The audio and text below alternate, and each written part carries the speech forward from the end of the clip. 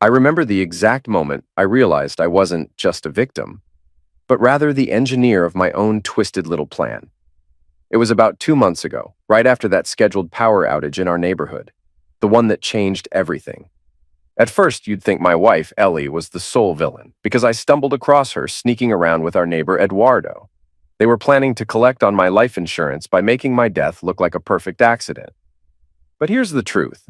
A lot of people don't realize how manipulation can run in layers, how sometimes the person you think is getting played is actually pushing the pieces around the board.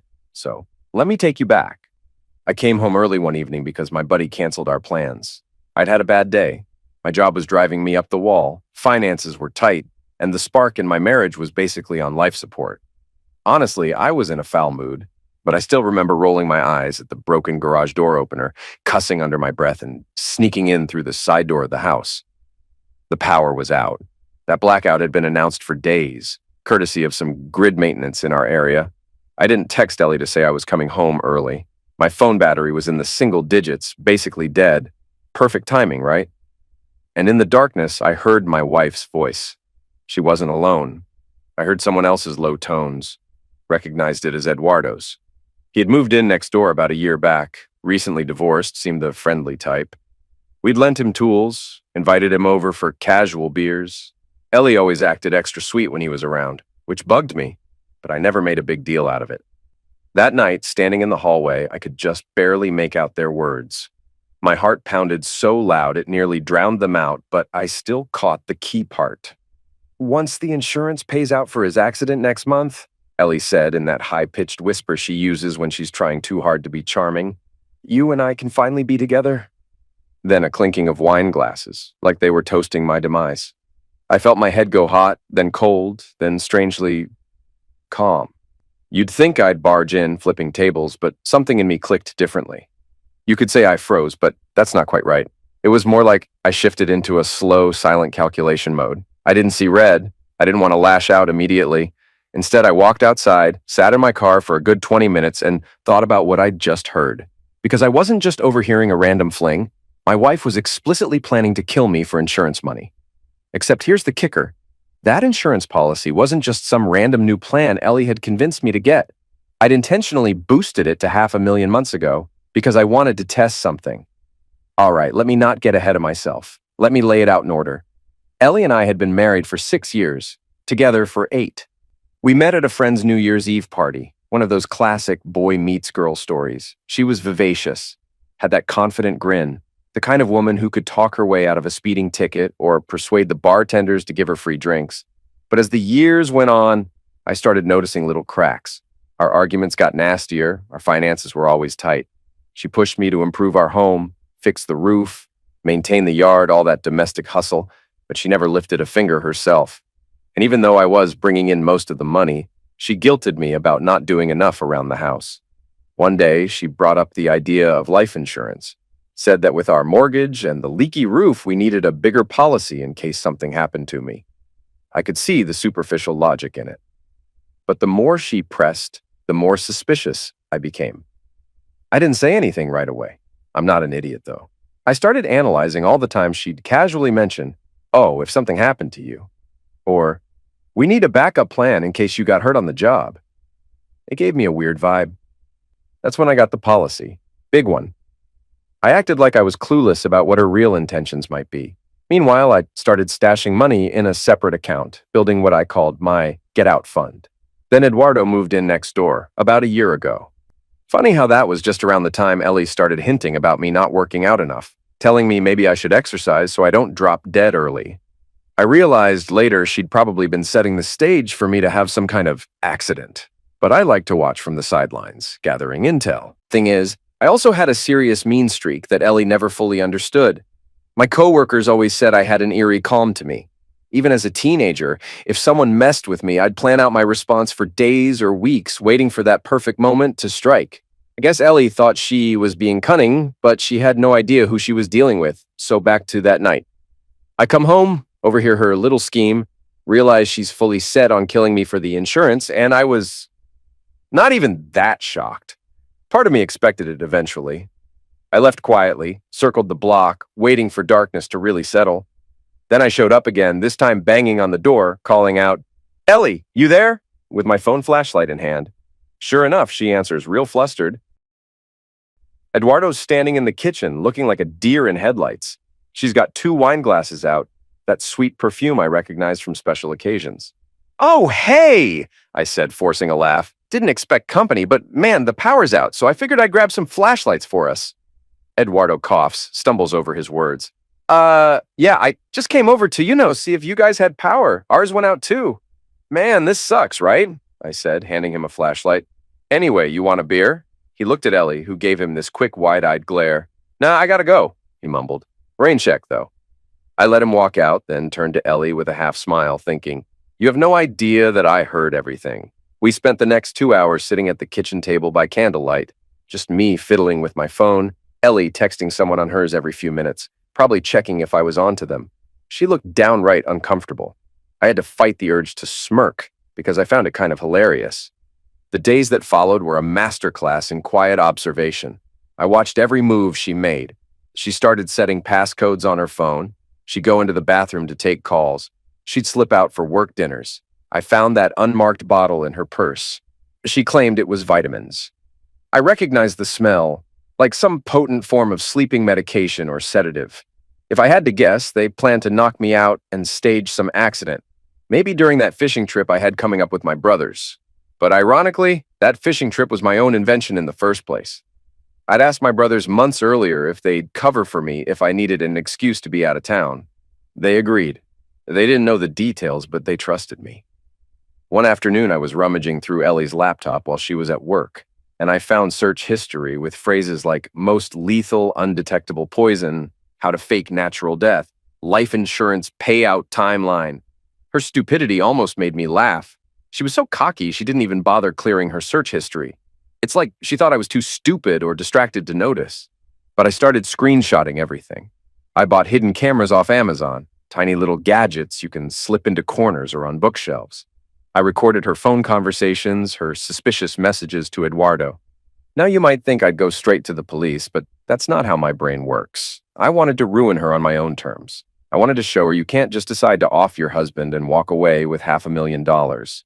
But I didn't want to just ruin her. I wanted to break Eduardo in the process. I hated that smug grin of his, the way he'd pretend to be my buddy, even borrowing my lawnmower last summer while apparently planning to take my place in bed. So I played along. I let Ellie think she was winning. Meanwhile, I started planting seeds of doubt between them.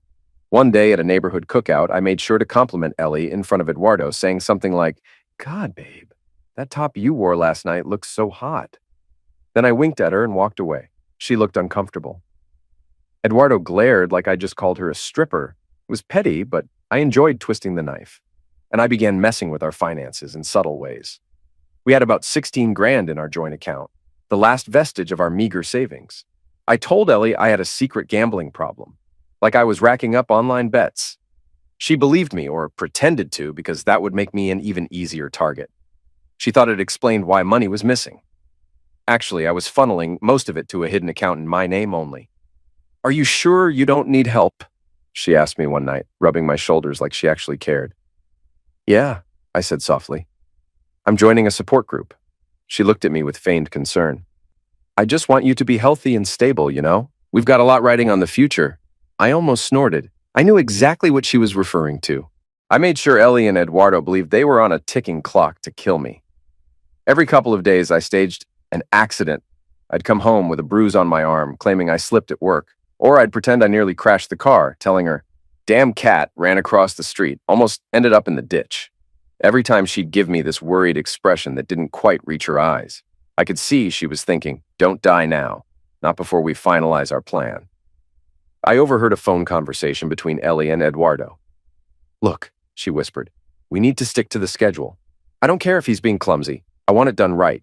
If he dies before the official date, we might not get the full payout. The insurance might investigate."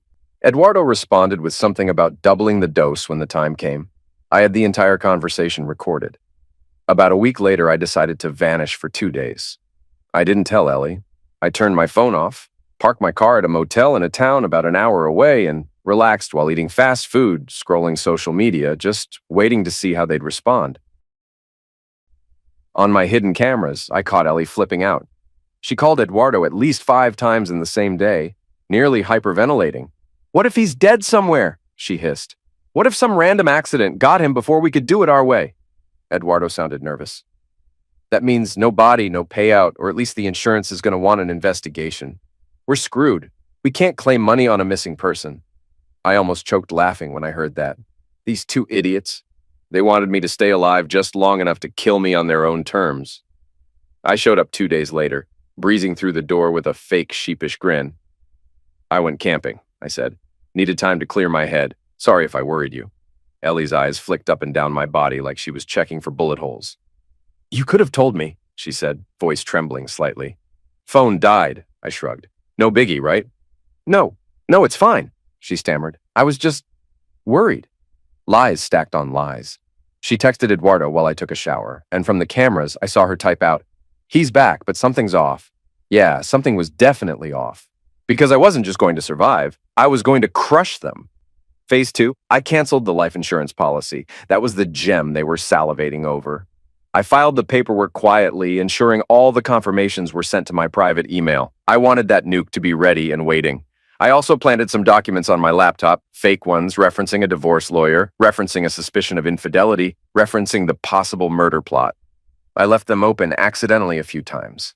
Let Ellie catch a glimpse of an email subject line, something like, "Draft, outline for legal investigation Ellie's affair." One morning, I purposely left my laptop open on the kitchen table with an email about the canceled insurance. I slipped off to the shower, letting her poke around. When I came back, she was in the kitchen making pancakes, her hands shaking so badly that half the batter was on the counter. "You good, babe?" I asked, stifling a grin. "Yeah," she murmured. Just a headache." "Take something for it," I said nonchalantly. "No reason to suffer." She glared at me like she was trying to read my face. She must have been wondering if I had discovered her scheme. Later that night, I discovered fraudulent charges on our joint account, charges I'd actually made to a second credit card, then quickly refunded.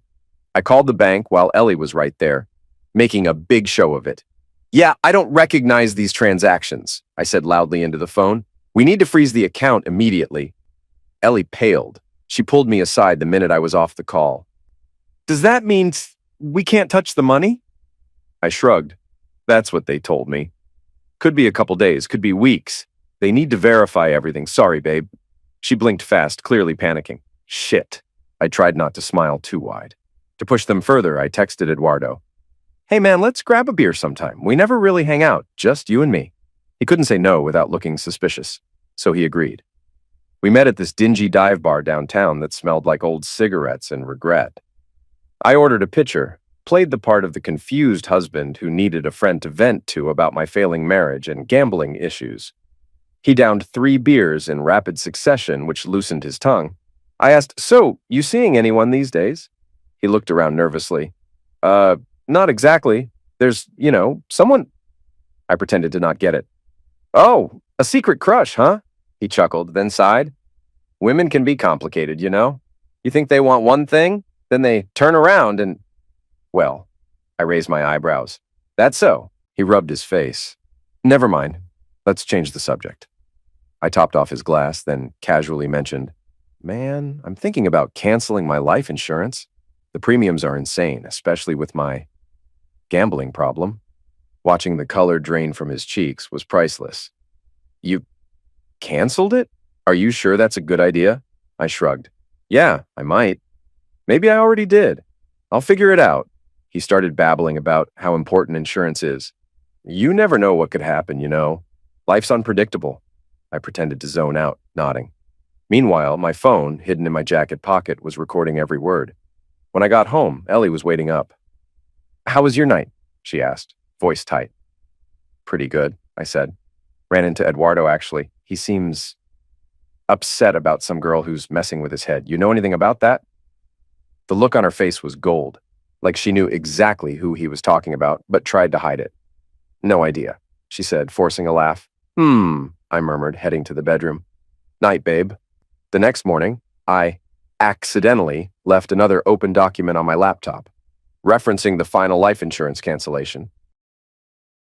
This time, I walked out of the room, but stood behind the cracked door just to watch her reaction. She came in, started browsing, saw the email. Her jaw dropped. She whispered, "Shit, shit, shit, shit." Then she took her phone and called Eduardo. I recorded that too from the hidden camera in the living room. "He canceled the policy," she hissed. "We have no payout now. We need a new plan. Maybe we wait until he reinstates it, or I don't know. We can't just give up." That's when I realized if they killed me now, they'd get nothing. They were stuck. I decided it was time to blow up the entire arrangement. One afternoon, I sat Ellie down in the living room. She perched on the edge of the couch, hands clasped, eyes darting around like a cornered animal. I said, "Ellie, I know." She swallowed. "Know what?" "Everything." She blinked rapidly, tears welling up in her eyes. "Oh my God, I'm so sorry," she began. I didn't mean to. He seduced me, and I was lonely." I cut her off. "Cut the crap. I know about the affair, and I'm filing for divorce." Her mouth hung open. "Wait, what do you mean you're... That's so sudden. I can explain." "I don't need an explanation," I said calmly. "You're leaving today. I already spoke to a lawyer." She started sobbing. "I know I messed up, okay? I got in too deep. Eduardo was blackmailing me. He threatened to tell you everything if I didn't keep paying him. I swear, I didn't want it to get this out of hand." I almost laughed out loud. She was painting him as the villain, claiming she was the victim. She never once admitted the murder plan, but I nodded, pretended to be convinced. "Grab your stuff," I said coldly. "Go stay with your sister or something. We'll talk later about the details. I'm done." Once she was out of the house, I found her little notebook, tucked behind our dresser, no less. Inside were pages of meticulous notes about how to stage my accident, references to hidden poisons, potential dates, and times. She'd written bullet points like disable brake lines, use sedation, fishing trip, =perfect scenario. I took pictures of every page. Then I texted Ellie. "Meet me tomorrow at the coffee shop on 6th Street, noon, non-negotiable." We met up in that coffee place. Bright lights, plenty of people around. She looked like a wreck, dark circles under her eyes, hair a mess. The minute she sat, she started in with the tears. "I swear, I never wanted to hurt you. I just got caught up in something bigger." I interrupted by sliding the notebook across the table. She froze, flipping it open, seeing her own handwriting. "Care to explain?" I said. She let out this eerie little laugh, the kind you hear from someone who's on the verge of a breakdown. "It was just a stupid idea. I was brainstorming a novel. Oh, God. You wouldn't understand." I stared at her. "Ellie, I heard you with Eduardo. I saw your search history, found your bottle of sedatives, recorded your phone calls. Don't play me." She exhaled shakily. "How long have you known?" "Since the blackout," I replied, leaning back in my chair. She pressed her fingers to her temple, eyes brimming with tears. "I thought you were too stupid to catch on. You always seemed so distant, so clueless, burying yourself in your job. That's why we picked you." "We?" I prompted, raising an eyebrow. She swallowed. "Me and him. We thought you wouldn't fight back or you wouldn't notice. God, we were so wrong." I nodded. Then I pulled out 2 sets of documents. One was a thick folder with all my compiled evidence, screenshots, audio transcripts, the works. The other was a straightforward set of divorce papers giving me everything. I slid the divorce papers toward her. "Option 1. You sign these. You walk away with just your clothes, your car, and maybe a small chunk for a motel. Option 2. I take this folder to the police, and you and Eduardo can talk about your grand plan in a courtroom." She stared at me, tears rolling down her cheeks. "You can't... You're not serious." I said nothing, just stared back. After a long moment, she let out a shaky sigh, took the pen, and signed. When she was done, she whispered, "You realize this means I have nothing, right?" "That's correct," I said. "Now get out of my sight." I wasn't done. I sent Eduardo an edited recording, some bits of Ellie talking about him, throwing him under the bus, making him look like the aggressor. I added a message. "Thought you might want to hear this. P.S. If you don't leave town, I'll show the rest to the police." Within 24 hours, he listed his house for sale. He texted Ellie a string of insults. I saw them on the phone logs. He called her a manipulative snake, said she was the one who orchestrated everything, that he never wanted it to go that far. I guess 2 narcissists in a conspiracy always turn on each other eventually. Now see, up until then, you might think I was just a wrong spouse, cleverly seeking justice, but here's where it gets darker. Because yes, she was planning to kill me. But I also set them both up from the start. The bigger the insurance policy, the bigger the trap. Ellie was always cunning, but I recognized her potential for betrayal from day one. The moment she suggested we up that policy, I started orchestrating this elaborate plan to expose her.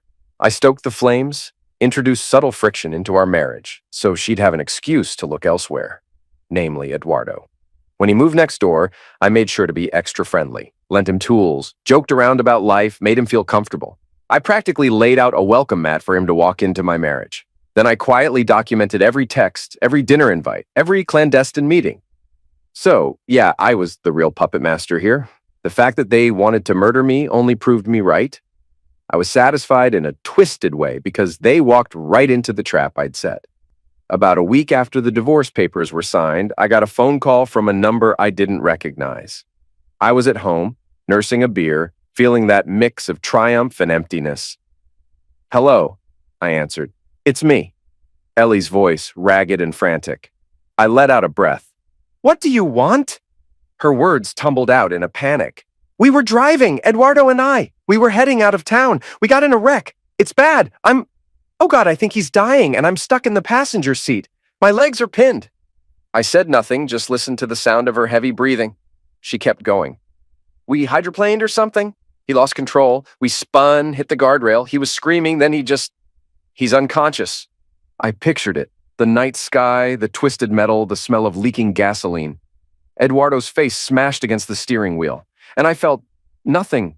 "Where are you?" I asked. "Some highway," she said, voice quivering. "I can't even see a sign. My phone's at 10%. You gotta call an ambulance. Please, you gotta help me."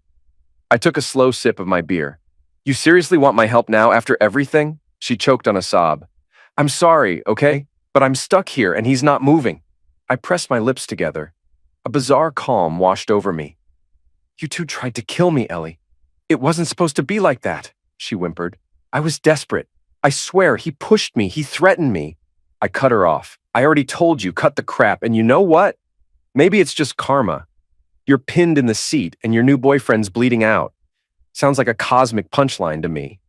She let out a shaky breath, half sob, half gasp. You can't be serious. You're just gonna leave me here to die?" "Don't be dramatic," I said. "Dial emergency yourself. My guess is someone else will pass by soon enough." Her voice cracked. "Please, I'm so scared." I paused, letting the silence stretch. "Maybe you should be." And then I ended the call. I stood there for a moment, phone in hand, feeling no guilt at all. I wasn't the hero. I never was. Ellie might have orchestrated my demise with Eduardo, but I'd been the one orchestrating theirs from the start.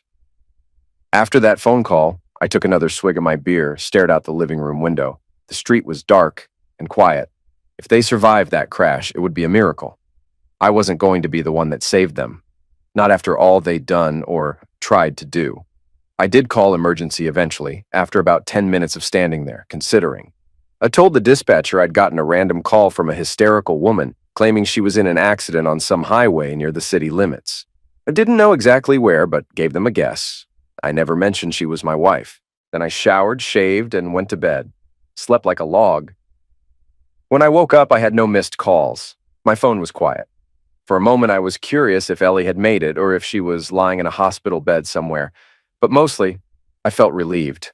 I'd already set the divorce in motion, seized the house, locked down the finances. I was free. I found out the details later when a mutual acquaintance texted me. "Holy shit, did you hear about Eduardo's accident? People said Ellie was with him." I typed back, "No clue, man. Haven't heard from her in days." By noon, social media was buzzing about it. Some serious crash off the highway. The driver died at the scene. The passenger was in critical condition. I didn't need anyone to confirm it was Eduardo in the morgue. That afternoon, as I sipped coffee in my silent kitchen, I let out a slow breath. I wasn't proud of the fact that I'd more or less set them up to fail. But I also didn't regret it. Ellie might never know just how deeply I'd orchestrated everything. The inflated insurance policy was partially my idea, but she took the bait and planned to kill me for it. Eduardo got played from both sides. Now he was gone. When my phone finally rang and I saw Ellie's name pop up, I almost didn't answer. But curiosity got the best of me. I pressed accept. "Yeah?" "You asshole." she rasped. Her voice was weak, like she'd swallowed shards of glass. He's dead. Eduardo's dead. And you're alive? I asked, unfazed. She let out a wheezing laugh. Barely. My ribs are broken. My legs shattered. The doctors say I'm lucky, but I don't feel lucky. Why'd you call? Silence crackled across the line. Then she said, we could have worked this out if you just not canceled the policy and not turned everything upside down. None of this would have happened. I gave a short bark of laughter. You really think I'm the reason your plan to kill me went sideways? She sucked in a breath. We wouldn't have had to resort to this if you had just... I interjected, my voice calm. Look, you're the one who raised the stakes. You tried to murder me for money. Let's not rewrite history. Another strained silence. You knew all along, she whispered. All that sweet, supportive act, while you were screwing me over. I shrugged, even though she couldn't see me. You do what you gotta do, right? By the way, next time you want to plan a murder, pick someone who isn't 10 steps ahead. That's free advice. She exhaled a shaky breath, like she was about to break down again. I hope you're satisfied, you bastard. You got everything. I'm lying here in a hospital bed with a dead boyfriend and no money. How does it feel? I paused, letting the words sink in. Then I said, feels like karma, Ellie. Then I hung up. I stared at the phone for a long time, reflecting on the warped path that led us here. I remembered the day we got married, how she smiled at me in her white dress, swore we'd be together forever. I remembered thinking that day that I'd do anything to protect myself from heartbreak. And apparently anything turned out to be an elaborate mind game culminating in the ruin of us both.